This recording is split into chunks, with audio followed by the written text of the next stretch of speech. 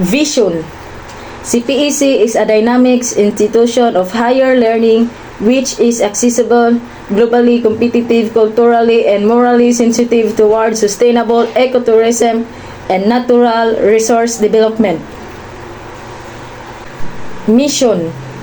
Pursuant to Section 3 of RA 7923, the college shall provide professional, technical, and special instructions for special purposes and to promote research and extension services, advanced studies, and progressive leadership in agriculture, forestry, engineering, arts, and science, and other. Quality policy.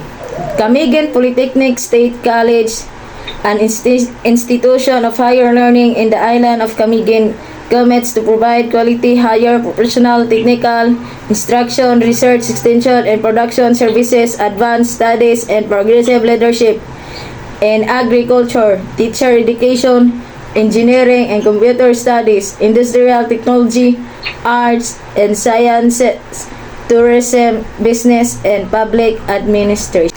Objectives. Number 1, to offer excellent and relevant baccalaureate degree programs in agriculture. Number 2, to produce quality instructional materials relevant to the degree program.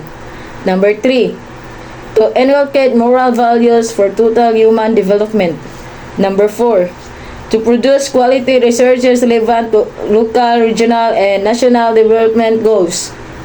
Number 5, to package generated agricultural technologies for farmers, fisher folks, and other stakeholders.